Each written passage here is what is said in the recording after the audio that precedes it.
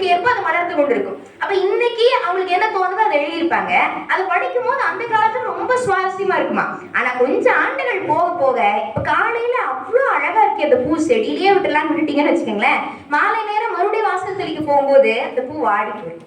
பாக்குறதுக்கு அவ்வளவு அழகா இருக்காது. அதே மாதிரி அந்த இலக்கியங்கள் அந்த காலத்திற்கு படிப்பவர்களை சொக்க வைக்குமே தவிர பிறகு அவற்றை படிக்கும் பொழுது அது ஏதோ பழங்கதைகள் போல, ஓ 100 வருஷத்துக்கு முன்னாடி இப்படி இருக்குதா அப்படின்னு சொல்ற மாதிரி இருக்குமா. ஆனா தமிழ் இலக்கியங்கள் அப்படி இல்லை என்று சொல்லுகிறார் தண்டபாணி தேசிகர். ஏன் அப்படி சொல்றாருன்னு கேட்டீங்கன்னா, இந்த தமிழ் இலக்கியங்களை வைத்து ஒரு கவிஞருடைய வாழ்க்கை இப்படிதாங்க இருந்துச்சு அப்படின்னு சொல்ல முடியாது. இந்த இலக்கியத்தை படித்து ஒரு திருக்குறளை படித்து நீங்க சொல்ல முடியுமா திருக்குறள் திருவள்ளுவர் குடிசை வீட்டுல வாழ்ந்தாரா இல்ல மாளிகையில வாழ்ந்தாரான்னு கண்டுபிடிக்க முடியுமா? அவர் என்ன சொல்றாரு, ஒரு அரசருடைய வீரத்தையும் சொல்றாரு, ஒரு அமைச்சருடைய அறிவாற்றலையும் சொல்றாரு, தூதுவர் எப்படி இருக்கணும்னு சொல்றாரு, ஒற்றர் எப்படி இருக்கணும்னு சொல்றாரு, மக்கள் எப்படி வீட்டுல வாழணும்னு சொல்றாரு, உழவர்களை பற்றி பேசுகிறார், இல்வாழ்க்கையை பற்றி பேசுகிறார், துறவரத்தை பற்றி பேசுகிறார். எல்லாமே இருக்கு. இத படிச்சுட்டு நீங்க திருவள்ளுவர் ஒரு பணக்காரருங்க இல்லைங்க அவர் ஏழை அப்படின்னு கண்டுபிடிக்க முடியுமா? முடியாது. அதே மாதிரி ஒரு கவிஞன் வறுமையால் வாடிக்கொண்டிருப்பார், அவனுடைய வயிறு ஒட்டி போயிருக்கும், ஆனா அவனுடைய கவிதை ரொம்ப செழிப்பார். அதை படிச்சு பார்க்கும்போது என்னடா இவன் அரசனா இருந்தா பவனி முழுக்க பாதி வந்து கொண்டிருக்கிறான் அப்படின்னு சொல்ற மாதிரி செழிப்போடு இருக்கு. அதே மாதிரி இன்னொரு கவிஞர் ஒரு அரசகுமாரனா இருப்பார், ராஜகுமாரனா இருப்பான், ஆனா அவனுடைய கவிதையில் துறவரத்தை பற்றி எழுதியிருப்பார். இப்படி பிற நாட்டு அறிஞர்கள், பிற நாட்டு இலக்கியங்களை படித்ததில் தோய்ந்த அறிஞர்கள் அந்த மொழியில் இருக்கிற இலக்கியங்கள் போலவே தமிழை கண்டுபிடிக்க முன் வந்தார்கள். அதாவது தமிழ் இலக்கியங்களை வச்சு அந்த புலவர்களுடைய வாழ்க்கை கண்டுபிடிக்கலான்னு வந்தாங்க.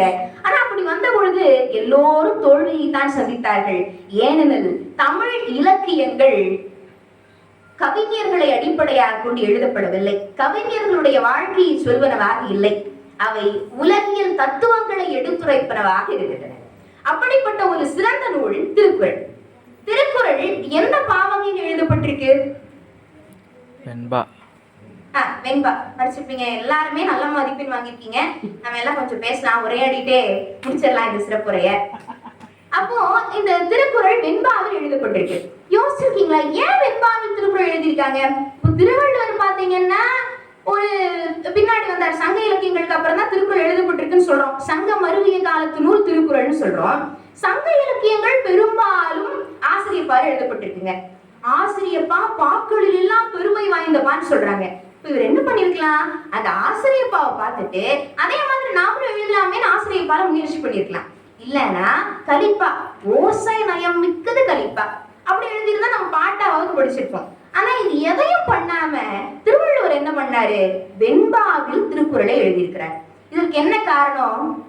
அவர் மனசு வெள்ளை அப்படியும் சொல்லலாங்க ஐயா. ஏன்னா வெண்பா என்பதே ஒரு காரண பெயர் தான். வெண்பா எல்லா பாக்களிலும் தலைமை வாய்ந்ததுன்னு சொல்லுவாங்க. இப்போ எந்த நிறத்தை கூட எடுத்துக்கங்க, ஒரு நிறத்தோட இன்னொரு நிறத்தை கலந்தோம்னா வேற ஒரு நிறம் வரும். ஆனா வெள்ளை நிறத்தை மட்டும் வேற ஏதாவது நிறத்தோட கலந்தீங்கன்னா அந்த வெண்மை கெட்டு போயிடும். அதே மாதிரி இந்த வெண்பாவில வேற்று தலைகளும் வேற்று சீரும் அடியும் வராதுங்க.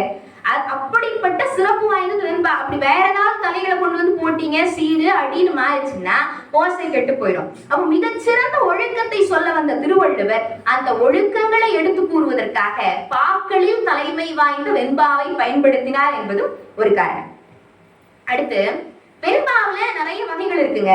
அது எல்லாம் ஒரு 5 வகை இருக்கு. இப்பதான் நான் தேர்வு எழுதிட்டு வந்தேன் யாப்பருங்கலக்காரியை பிடிச்சு. முதல் வகை குறள் வெண்பா, அடுத்து சிந்தையல் வெண்பா, நேரிசை வெண்பா, இன்னிசை வெண்பா, பக்ருடை வெண்பான்னு இருக்கு. இது எல்லாத்துலயும் அளவில் சிறியது குறள் வெண்பா. எத்தனை வரி இருக்கு? 2 அடி. முதல் அடியில 4 சீர்னு படிச்சிருப்பீங்க, 2வது அடியில 3 சீர்னு படிச்சிருப்பீங்க. இப்படி எல்லாத்த விட ரொம்ப சிறுசா இருக்கிறது குறள் வெண்பா. அப்ப அந்த சின்ன குறள் வெண்பால ரொம்ப பெரிய விஷயத்தெல்லாம் சொல்லிட முடியுமா? என்ன இது சின்னதா எழுதியிருக்காரு, அதுல என்ன இருக்க போகுது அப்படின்னு நம்ம கேட்டா அதற்கு அவருடைய திருக்குறளிலேயே பதில் சொல்லி இருக்கிறார். உருவு கண்டு எல்லாமை வேண்டும், உருள் பெருந்தேற்க அச்சாணி அன்னார் உடைத்து. அவ்வளோ பெரிய தேருக்கு பார்த்து மலைத்து நிற்காதீர்கள், அந்த தேரை தாங்கிக் கொண்டிருப்பது சின்ன அச்சாணி தான். அதுபோல மிகப்பெரிய கருத்துக்களை நான் சொல்வதற்கு எனக்கு சின்ன குறள் வெண்பா, அது 2 வரியில சொல்லிடுவேன்னு சொன்னார். அதே நேரத்துல இதெல்லாம் ஒரு அரை இலக்கியங்கள். வார்த்தைகள்ங்க. அப்ப அறத்தை சொல்லும் போது, அதாவது சிம்பிளா சொல்லணும்னா அட்வைஸ்னு வச்சுக்கோங்க. வீட்ல அட்வைஸ் பண்ணாங்கன்னா எத்தனை நிமிஷம் நம்மளால தொடர்ந்து கேட்க முடியும்? 2 நிமிஷம், 3, 4, ஐயோன்னு ஓடிடுவோம். எனக்கு படிக்கணும், எழுதணும், அந்த வேலை இருக்கு, இந்த வேலை இருக்குன்னு ஓடிடுவோம். அம்மா பக்கத்துல வந்தாலே பயம், ஐயோ அட்வைஸா யாரு கேட்கறது அப்படி. அப்போ திருவள்ளுவர் நம்முடைய மனநிலையை 2000 ஆண்டுகளுக்கு முன்பே புரிந்து வைத்திருக்கிறார் தான் நான் சொல்லுவேன். ஏன்னா திருக்குறள் ஒரு அற இலக்கியம், அட்வைஸ் தான் பண்ணுது, இப்படி இது இப்படி இருக்காதுன்னு. நான் போய் ஆசிரியர் பாட 4 வரி எழுதுனேன்னு வச்சுக்கோங்க, இல்ல வஞ்சிப்பா எடுத்து பல வரிகள் எழுதுனேன்னு வச்சுக்கோங்க, படிப்பீங்களா? சொல்றதே அட்வைஸ், இத்தனை வரையில் எழுதுனா நான் எங்க போய் படிப்பேன்னு விட்டுருவீங்க. அப்போ அறக்கருத்துக்களை கூற வேண்டும், அறிவுரைகளை கூற வேண்டும், அது எல்லோரும் மனதிலும் பதிய வேண்டும், எல்லாரும் படிக்கணும், என்ன மாதிரி ஆட்களும் படிக்கணுங்கிறதுக்காக அவர் குறள் வெண்பாவில் 2 அடிகளில் எழுதி வைத்திருக்கிறார். 1.25 அடி எழுதியிருக்கிறார். அடுத்து இந்த திருக்குறளை தேவாமிர்தம் என்று சொல்வார்கள். இந்த தேவாமிர்தத்தை யார் சாப்பிடுவாங்க? தேவர்கள் மட்டும்தான் சாப்பிட முடியும். ஆனா இந்த திருக்குறளை எல்லாரும் சாப்பிட்டு ரசிக்க முடியும்னு சொல்றாங்க. கம்பர் திருக்குறளை வேதம் என்று ஒத்துக்கொள்கிறார். என்ன சொல்றாரு? தன்னுடைய 770 என்ற நூலில் உழுதுண்டு வாழ்வாரை வாழ்வார் மற்றெல்லாரும் தொழுதுண்டு பின் செல்வார் என்றே இத்தொல்லுலகில் எழுதுண்ட மறையன்றோ என்று சொல்கிறார். மறை என்றால் என்ன? வேதம் என்று பொருள். ஆக திருக்குறள் ஒரு வேதம், அது எல்லோருக்கும் பொருந்தக்கூடியது என்று குறிப்பிட்டிருக்கிறார் கம்பன். இப்ப நான் பேசி எடுத்துக்கிட்ட அந்த குறள், எனக்கு தலைப்பாக வந்த குறள், வினையான் வினையாக்கி கோடல் நனைக ஒள் யானையால் யானையா தற்று என்பது.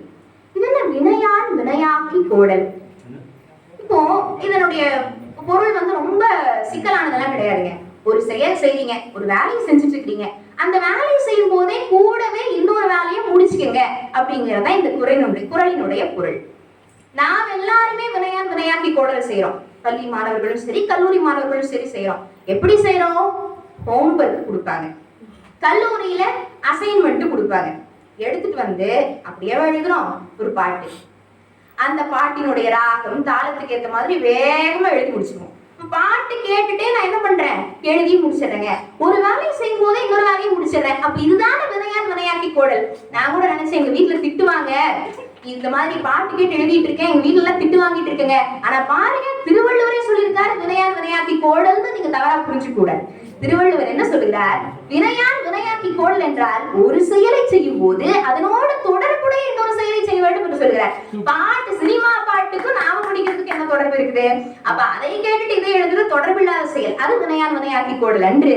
தொடர்பு இருக்கின்ற விஷயங்களை சேர்த்து செய்வதுதான் வினையான் வினையாக்கி கோடல். இதற்கு உதாரணம் சொல்லி அவரே ஒரு ஒப்பிட்டு காட்டுகிறார். என்ன சொல்றாருன்னா, நனைக ஒள் யானையால் யானையாத்தற்று என்று குறிப்பிடுகிறார். அது என்னங்க யானையால் யானையாத்தற்று? ஒரு மதம் பிடித்த யானை இருக்கிறது, அந்த மதம் பிடித்த யானையை அடக்கியாகும். என்ன பண்றது? இன்னொரு மதம் பிடித்த யானையை வைத்து அந்த மதம் பிடித்த யானையை அடக்கி விடுங்கள் என்று சொல்றார். ஆமாங்க. இந்த மாதிரி ஒரு மதம் பிடித்த யானையை விட்டு இன்னொரு மதம் பிடித்த யானையை அடக்கும் பொழுது 2 செயல்களும் ஒரு சேர முடிந்து விடுகிறது. சரி, அவர் சொல்றாரே, சும்மா சாதாரண யானையை சொல்லியிருக்கலாமே, நம்ம கோயில் யானை எவ்வளவு அழகா ஆசீர்வாதம் பண்ணுது, அந்த மாதிரி யானை அடக்கிறது பத்தி சொல்லியிருக்கலாமே, எடுத்து வைக்கிறது பத்தி சொல்லியிருக்கலாமே, ஏன் மத யானை என்று சொல்லுகிறார்? மதநீர் வழிகின்ற யானை என்று ஏன் சொல்லுகிறார் என்றால், மதநீர் வழிகின்ற யானைகளை அடக்குவது எளிதான காரியம் அன்று, அவைகளை பிடிக்க முடியாது, அரிதான காரியம். அப்படிப்பட்ட அரிதான காரியங்களை கூட ஒன்றோடு ஒன்று சேர்த்து நாம் செய்து கொண்டிருந்தால் எவ்வளவு பெரிய கடினமான காரியங்களையும் முடித்து விடலாம் என்பதனை தெரியப்படுத்துவதற்காகத்தான் வினையால் வினையாக்கி கோடல் நனைக ஒள் யானையால் யானையாத்தற்று என்று குறிப்பிடுகிறார்.